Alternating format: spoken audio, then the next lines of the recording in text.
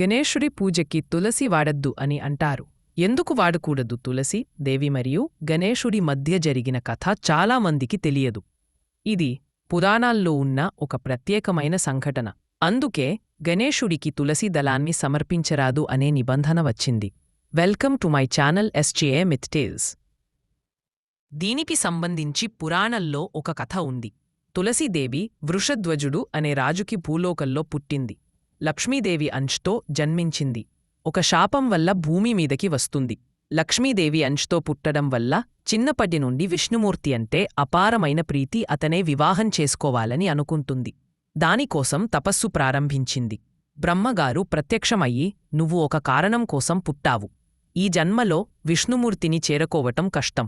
కలియుగాంతం వరకు భూమిపైనే ఉండి ఆ తర్వాత వైకుంఠానికి వెళ్తావు అని చెప్పారు. అప్పుడు ఆమె బాధపడి, స్వామి, నేను మీకు తపస్సు చేసిందే దానికోసం. సరే, బాధపడకు. ఈ జన్మలో కూడా విష్ణువు అంశ అయినా ఒక అతన్ని వివాహం చేసుకుంటావు అని వరం ఇచ్చి వెళ్ళిపోతారు.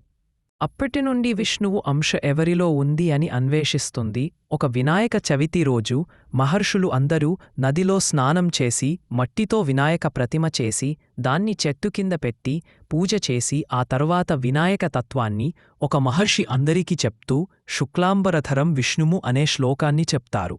విష్ణుము అనే పేరేమిటి అంటే, విష్ణువు అంటే విశ్వవ్యాపకమైన శక్తి. విష్ణువు అయినా గణపతి అయినా ఒకే శక్తికి భిన్నమైన రూపాలు, అంతే. ఆ శక్తి మాత్రం ఒకటే అని చెప్తూ ఉంటే ఆ తల్లి విని, ఓహో, అయితే విష్ణువు అంశతో ఉన్నది గణపతే అనమాట అని మనసు పొంగిపోయి వెళ్ళి గణపతిని హత్తుకుంటుంది.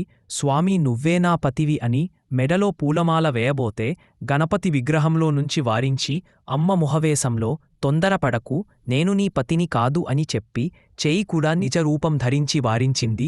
అయినా సరే ఆ మొహవేశంలో ఒల్లి తెలియక కౌగిలించుకుని, మీరే నా పతి మెడలో పూలమాల వేసేసరికి ఆగ్రహం వచ్చి నిజ రూపంలోకి వచ్చి, ఎంత వారించిన మొహం వల్ల రాక్షసిలాగా ప్రవర్తించావు, ఇక రాక్షసుడు భర్తవుతాడు అని శపించాడు.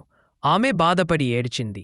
ఋషులు కూడా స్వామి విష్ణుమూర్తిని చేరుకోవాలనే ఆతృతలో అలా చేసింది తప్ప కామంతో కాదు, అనుగ్రహించండి అంటే, సరే, ఈమె మాలే విష్ణుముకి అన్నిటికన్నా ప్రీతికరం అవుతుంది అని ఆశీర్వదించావు. స్వామి, నేను మిమ్మల్ని కూడా సేవించుకునే అవకాశాన్ని ఇవ్వండి అంటే, సరే, అయితే ఈ వినాయక చవితి రోజు మాత్రమే పూజలో నిన్ను సేవిస్తారు, మిగతా రోజుల్లో సేవిస్తే దోషమని చెప్పారు.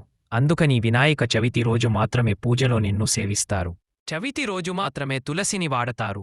మిగతా రోజుల్లో 21 పత్రాల్లో పేరు ఉన్నా సరే పూజలో మాత్రం ఉపయోగించారు. మీకు ఇలాంటి వీడియోస్ కావాలంటే please like, share and subscribe to my channel.